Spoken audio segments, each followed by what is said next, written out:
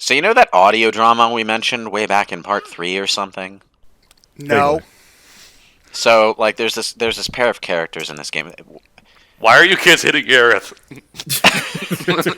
I didn't mean to do that. She just ended up I there. want to when be I... Sephiroth. No, I want to be Sephiroth. Okay, so what wound up happening there was that of course, I saved my game and quit between sessions, obviously. So what wound up happening was that when I loaded in, Aerith just inexplicably spawned in the exact position she needed to be for those kids to be ruthlessly murdering her. I'm Moggy, and I'm dressed like an asshole. So, I like this conversation where Cloud just blandly tells this kid, hey, if you want to do this, maybe don't tell people that you're doing it. Because if they know you're doing it, it's not going to work. Basically. I did like the scene earlier, though, in the previous part, where Cloud does have a soft side when it comes to doing merc jobs for kids. Because at first he was adamantly refusing against it, but then he said, okay, 3 gills, what I'll charge you. He was like, oh, yay. And then, like, in the back of his mind, fools, my interest rates are through the moon. There was something like that in the original game, but it wasn't Cloud who did it, it was Aerith. You know how she gives you that one flower for 1 gil, right? But when she's selling flowers to the pervy guys outside the Honeybee Inn, like if you talk to one of them, he tells you how much he got the flower for, and it's ridiculous. Yeah, she price gouges those guys. So, which, I mean, I think it's how she makes an honest living. I think she probably visits the wall market all the time and sells flowers like to those pervs. Yeah. I mean, drunk people will buy whatever you can. I mean, she was out on the top plate when she first appeared, probably selling flowers to people who were but she probably goes around on their way out of the theater, seeing Loveless, figuring, people going to see a stage play might be interested in some flowers for the home. I really don't want to go back to the wall market tonight. I wouldn't want to either. But anyway, we have the nail bat now. I don't like using the nail bat. No, it's my least favorite weapon in the game, honestly. I use it just to get the ability, and that's it. Yeah, it does have a good ability attached to it, but... I'm not even a fan of the ability. Like, I get it hits hard, but it has such a wind-up. Yeah. Yeah, kind of, like, stops being useful once you get Hard Edge and get Infinity's End. Yeah, I mean... you can actually... Disorder does have situational advantage in that it automatically switches your mode from Punisher to Operator or vice versa, I think. I think it's really good against Rufus, actually, when speedrunners try to kill him as fast as possible. Well, I mean, it's a bat with a nail in it. No, I mean the ability, sorry. I have to say, though, recontextualizing the nail bat from a joke weapon you got in the Temple of the Ancients, of all places, into an item that you get from a kid. Was it the Temple of the Ancients? I thought that was Aerith's weapon. No. You got the nail bat in Temple of the Ancients. It was the item you can get if you fell off of the clock room. Huh. After you fight those 2 encounters. If I'm remembering that correctly, that's where you get it from. But yeah, you got the nail bat from the Temple of the Agents, as well as Barrett's rocket punch, I want to say. Huh. Well, wait, hold on. Barrett gets a rocket launcher. And No. He gets rocket punch. Oh. It's a boxing glove that you launch. Oh. I thought you said rocket launch. Is there something about Japanese pop culture and reporters that I should know about? Because it seems like every Japanese story ever written portrays reporters as these neurotic, obsessive assholes who just want to scoop. I mean, that is... they don't do that much different in Western about them either. No, but it's like, it's always comically exaggerated to the most ridiculous degree. It even applies to high school newspaper club members. Yeah, no, that's definitely a thing in the Western media as well. Well, in Western media, it's not quite as universal as I've seen it in Japanese. Like, yeah, we do tend to sort of make fun of reporters, but we also tend to lionize them. Like, there's just as many stories about the reporter who's like really intrepid and gets trying to uncover the truth and And because, freedom of speech in the press is kind of a cornerstone of our culture, so we do like the good reporters, don't we? But in Japanese pop culture, it just seems like a running joke where if there's a major character who is even vaguely connected to the press, they have to be like comically over exaggerated. I think like the only time there's been an exception to that has been actually Persona 5, where the Devil Confidant is a reporter, and she's actually pretty chill. Yeah, it's the only one I can think of. Hello, conspicuous person who does not at all fit in with the rest of the people here. Do you know about the Phantom Thief? But, yeah, okay, so this is the Angel. The Phantom Thieves, you know the group. We're in. Shut up, Ryuji. So this is the Angel of the Slums storyline, which is connected to that audio drama we mentioned, where there's this thief who steals from the rich and gives to the poor in the slums. Basic Robin Hood story. What you probably won't expect is that this fat old lady is that Phantom Thief. Which I figured just... Yeah. Just how the way it was proceeding, it's like, she's probably the person in question. So now I'm imagining the Persona 5 anime intro of get up, wake up, get out there, and it's just her instead of Joker. Slide dancing across the road in the rain. Yeah. Cloud could be like Ryuji or something. So Shinra mandate that every sector have its own moral. But I'll need a moment before I can give it to you. Well, Morel here, she's fun. I like her. Yeah, I legit like the character. It's just interesting that they brought in these cameos from that audio drama, of all things. Well, I mean, there is a lot of stuff for Final Fantasy VII to pull from, so I guess they just wanted to pull from whatever they could, just to, have a nod to the ultra-hardcore fans out there.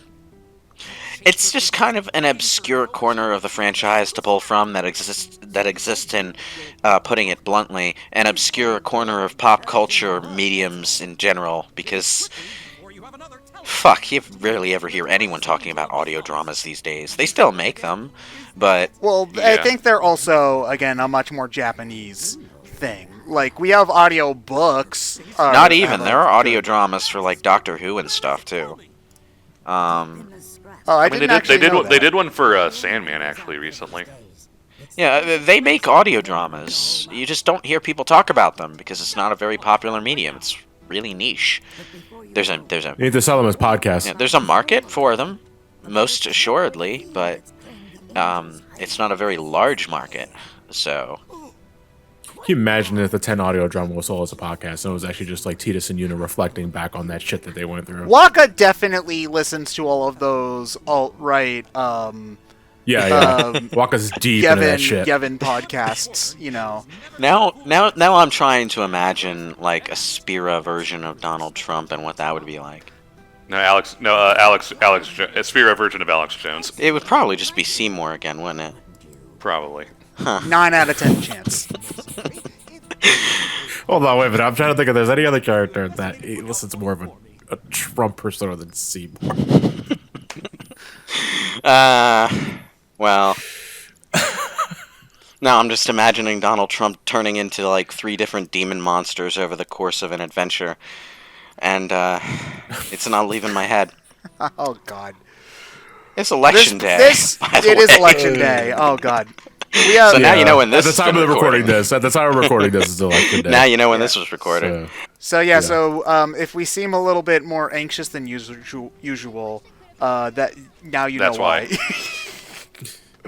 Well, we're all gonna die. I mean, we all die someday, but you're not helping, Ryan. Insert dramatic anime speech about death being inevitable here. Probably delivered by nihilistic party member before she learns, like, to love again or something. The and power joins the of team. friendship. I don't know. I don't even remember where I was going with that. It's funny that they mark the benches on the map as beds, by the way. Well, rest stop, I guess. I assume enough people sleep on them for them to effectively. But there are use so beds. few actual beds in the game as rest stops. Like, there are a few, but they're really out of your way, so you're not going to use them. Alright, let's see. In fact, the only one I can really think of is the one in Cloud's apartment in Sector 7. There's the hotel in Wall Market as well. Oh, right, yeah. Forgot about Oh, that. you get to sleep in one of the hotels. Bing, bing, bing, bing, bing. Well, that was... Oh, they insinuate lots of things when you go there. Yes. That was a lot of... That was a thing that happened in the original Wall Market as well. There was one of the side quests that you could do to get the parts for your dress involved. This guy who wanted something out of a vending machine, and you had to stay at the hotel in order to get the secret stuff. That jukebox rendition of Yuffie's theme is fantastic. I do think that it is a good way to incorporate the themes that just have no way of playing during this point. Like, Yuffie's theme is not going to play during a part of the game where they cannot conceivably think of a way to write Yuffie in without it being bad. Really forced. Yeah. That, and it lets them do remixed versions of themes that don't have to be tied to any particular dramatic feeling, so they can just be fun little music tracks. And then we'll get the real version later. Yeah, exactly. Watch out, he's got a bat with a nail on it! Was that the were-rats talking? Oh, he swings it like a baseball bat, too. Oh, Yeah. that's funny. It replaces Punisher mode, yeah. Now, when you do specific things with specific weapons, you get what's called a proficiency bonus, right? The proficiency bonus means you learn the ability faster. So you see, I'm already up to 40%. Keep doing what I was just doing there. I forget what the proficiency bonus for the nail bat is, but keep doing what I was doing there, and you won't have to use this for very long, will you?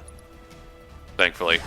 I must have Time to break some knees. I must have really been putting effort in to use the proficiency bonus because.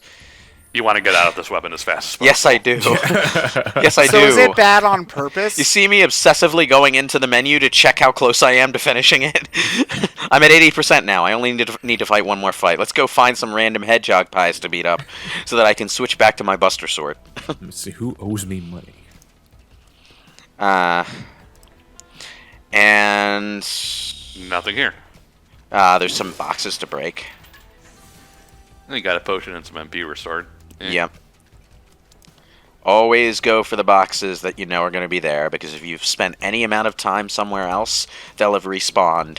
And just break them, you're probably going to get something out of it. I don't know why the inanimate objects respawn, but they do. Well, because if the game saved the fact that they were gone, that would be just one more thing for it to keep in memory. Yeah, I mean, we're probably at the point where games can do that, but like, it's what's not really the worth it. That's the thing. It's not. It's not worth it unless you're going for a particular kind of effect. Like, okay, if you want a game in which there are a finite number of enemies to fight so that players have to work with what experience points the game gives them rather than grinding into oblivion, then yeah, you'll play something like Dragon Age, where when once an enemy is dead, it's dead, and you can't go back to that area and just fight werewolves for 2 hours because you feel underleveled. And that presents a certain kind of difficulty where if a boss fight feels challenging, it's probably not because you're underleveled. It's probably because you're playing it wrong. So you have to figure out what you're doing wrong or what the ideal tactics are rather than leveling up to bum rush your way through it. And we have the ability, yay. But games with finite resources like that, it's difficult to program, and it limits what you can do with other parts of the system's capabilities. There's always a trade-off. On the other hand, it always is nice when you drop an item in an Elder Scrolls game and then go back to the same place and there it is again.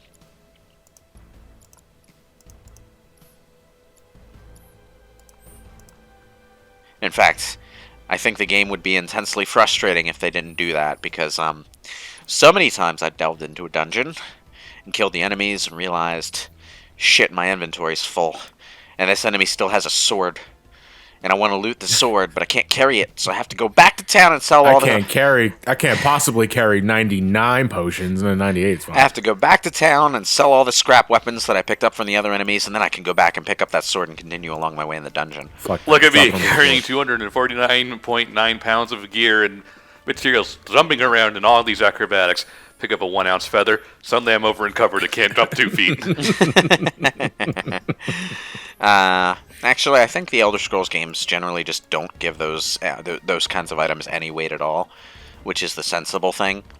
But it's the giant smogger. It's called Chromogger, and this Got a thing, giant ball. it doesn't self-destruct or anything, but it has the giant fuck off iron ball.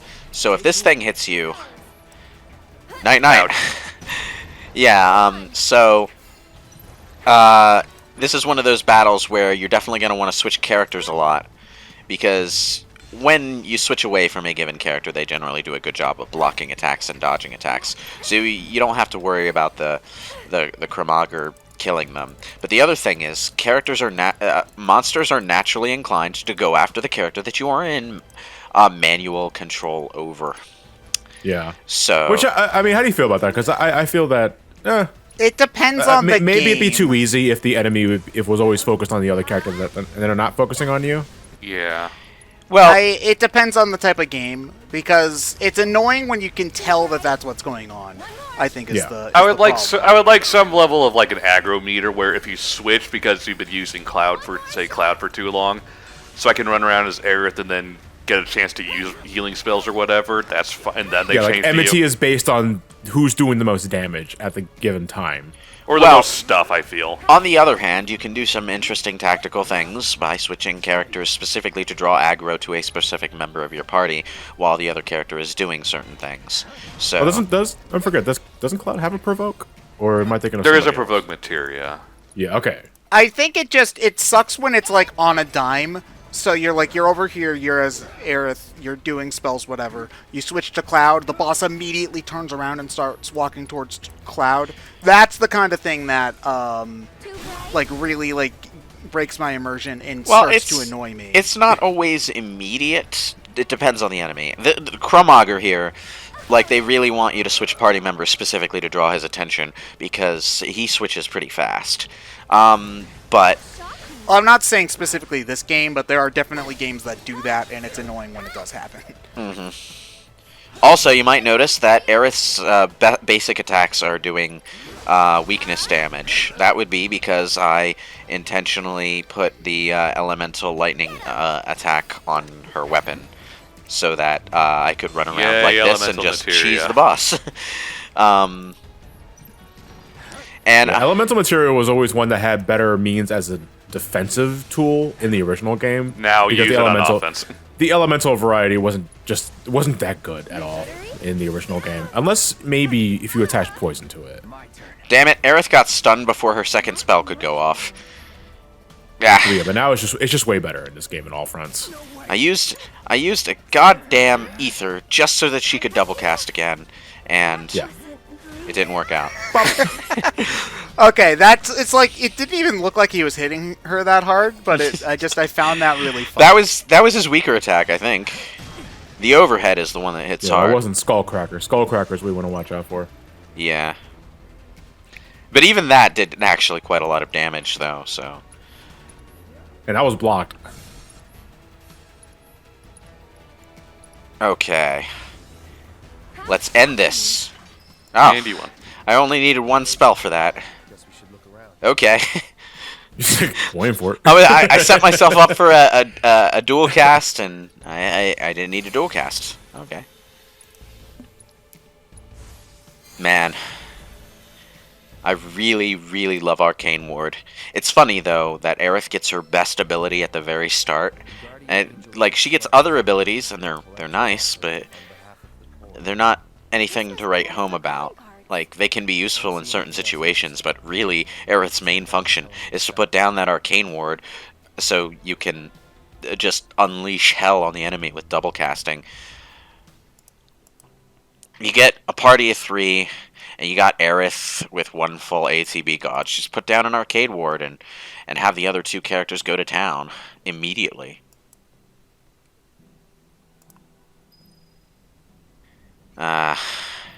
Anyway, reporter guy, we found the calling card. It tells you to get a less blurry suit, but I see you've done that somewhere between this frame and the last. So this is one of her famous warnings. So she's pretending not to be the No. thief right Yeah. now? She's pretending not to be the thief right now, yes. Okay. Looks like there's something else. A message. It says we're coming to steal your heart, evil adult. Ew, gross. I was planning to teach you a lesson you would never forget. However, by the grace of your mercenary friend, you were spared that lesson. She's bullshitting. She only pulled this stunt because she knew you'd be here. So, If you wanted to get the reporter off her case. yeah, she's trying to spook him, but she's not ill-willed enough to actually send him into a nest of monsters. If the Merc here hadn't bailed you out, that fiend in the scrap would have ripped So, you to shreds. yeah. Interesting little bit of character development for this NPC that we've never seen before, and most of us don't know enough about to appreciate the appearance of here. We will be seeing her again before this game is done, alongside her granddaughter Kyrie. Is it granddaughter? I think it's granddaughter. Yeah. A character, Kyrie, who is not redeeming at all in this game, so we'll see if they do anything with her in the next one. They probably will. Probably, but we'll see. Although, on balance, I think Kyrie is a bit redundant, because, well, Yuffie exists. Yeah. So, they're like the same kind of character, fulfilling what is essentially the same kind of role within the story. It's weird. It makes sense for Kyrie to exist as a character in a separate story within the same universe that is focused specifically on the slums like this, but because, you know, that's different than what Yuffie's motivations are. Hers are about Wutai and it being reduced to a tourist trap and being culturally sort of subjugated in a Shinra-controlled world. But in terms of their personalities and the interactions that they have with you as the protagonist, it's kind of the same sort of scenario. It's weird. I'm not really a fan. Yeah. Anyway, side quests are done, so we get Aerith's little post-side quest scene here. Yippee. So, Remember, the first time I got here, I immediately went for where I thought the cover material was going to be. This one's not you. This one has no use at all. So, you coming? Why do you guys have a waterfall? it's funny because I always gave cover materia to Aerith because just having her tank damage meant you could use healing wind more often, and that meant you could you heal your entire give it party to her. without spending MP. I guess so. The group sit huddling around the campfire together. All right, now that we have a full party, how should we exactly organize our group to make sure who's taking the hits that needs to, who's doing the damage? Aerith, I'll take the damage. Everyone looks at her. What? I didn't just give her. I didn't just give her cover materia. I also put her in constant hyperstatus. Hyperstatus reduces accuracy, but since you're never physically attacking with Aerith, it doesn't matter. So she would fill up her limit break gauge ridiculously fast. I would have continued using that strategy throughout the entire game if she had stuck around. It probably would have made Great Gospel stupid useful. But now that I think about it, that might be why they killed her off.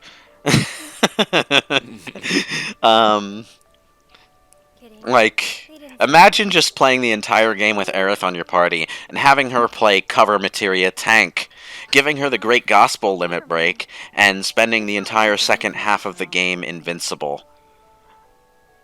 It should be noted that the Fury status reduces accuracy for physical and magical attacks by 3/10.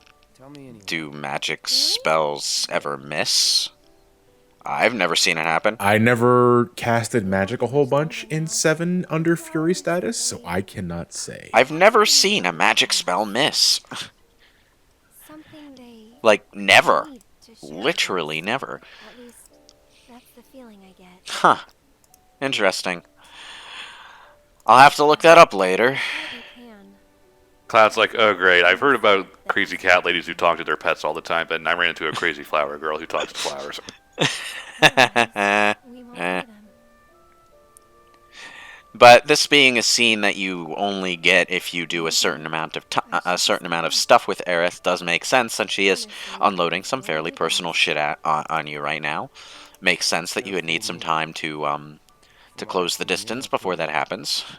It is sweet of Cloud to play along with this. Slightly condescending, but also sweet.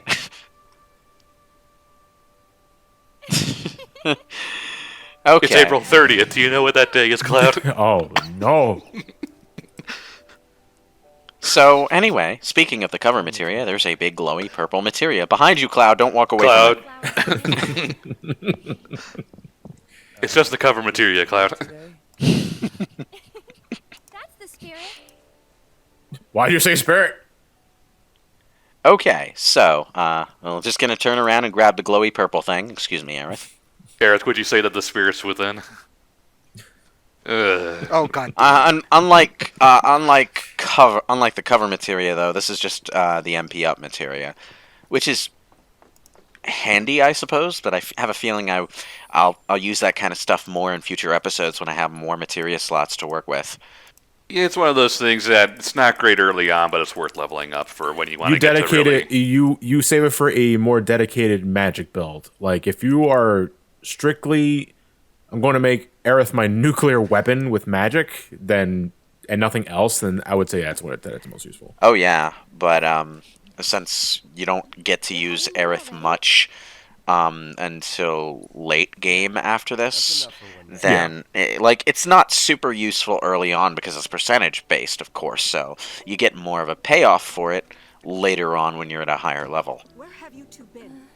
I've been worried. Where have you two been? You've been worried. Oh, well, we were the 2 blocks away, helping at the orphanage. Hey, do you ever change your clothes? We had a little dust up with Rude about 5 feet down the road. I thought you would have heard that. I mean the big helicopter that flew over the house.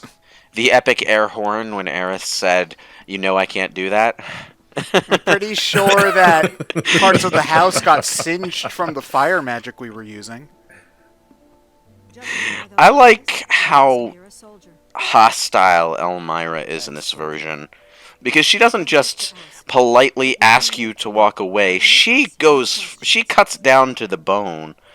He's like, soldiers can't be normal. You went and you did that, and I hope you're hungry. Starving. it's nothing but trouble, man. And the way he's looking at her, it's like... And at the same time, it pulls double duty, because now it makes a ton of sense that Aerith was expecting Cloud to leave. I've never been You know? so proud. Also, I like how your first indication that something is not right about this scene isn't the unfamiliar voice or unfamiliar scenery. It's the fact that Cloud has 2 shoulder pauldrons all of a sudden. Something's wrong. Sure you didn't get into trouble. This is the first time we actually we're given her name, right? Because I don't think the original game gave Cloud's mother a name. I don't think it did either, but, Yeah. you know, I would have picked... Hello, Cloud's mom. Why are you calling me that? I'm 10 years old. I would have picked a more inventive name for Cloud's mom than Claudia. Claudia. But, you know, that's just me. A little on the nose there. Did they not name Cloud's mom in the original? Now, No. in the original game, there was this little section where you had to be quiet on your way out of the house, and you would do so by holding down the walk button or just not pressing the run button, whichever, I forget. Well, Just not holding down. You don't run at all, and you also avoid specific spots on the floor. Otherwise, it creaks. oh, well, you have to do that here too, but it's physics objects. I failed this so many times. Your enemy is I the hit bucket the, directly in front the- of you when you start. The red bucket on the turn I hit maybe 3 times. This Oh my is god, Jesus Christ. this is so awkward. Because you're not controlling Cloud like a regular person, so you can't just walk sideways through narrow spaces or anything. Well, I think it does get across the feeling, because, if you ever got up late at night and tried to sneak somewhere without your parents getting caught, you know what this feels like. And I Yeah. guess it feels like it when you're playing the game. It just doesn't look like it. Get on my screen. level. I am such a pro at that. Not because I was trying to avoid sneaking, though, just because I didn't want to bother anybody.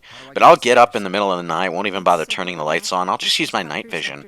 I can barely see I anything. will jam but- these Pop-Tarts up my ass if it means nobody hearing the foil. Seeing as you're a soldier, Was one. promise me, you'll never talk to Aerith again.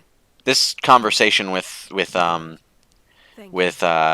Aerith's mom on the way out is a new addition, and I like it. I thought she was down here at Judgment's like, you hit that bucket like 3 times. I mean, Aerith's mother doesn't get Sorry. much dialogue at all that isn't exposition about Aerith in the original Yeah. game. So Yeah, these, but I think it works, though, here. At the yeah, very these least. these moments that add additional like humanizing character traits to Elmyra are very much appreciated. I still don't get how Aerith beats you to the town exit, though. That shouldn't be possible.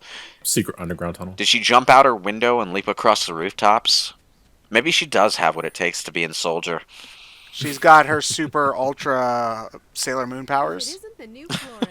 I appreciate you helping the kids out today. Thank you. Little did you know that materia I was talking about was the pogo stick materia. It's just in both versions of the game, she's definitely in that room because if you fail to get out without making any noise, she's there to scold you for it.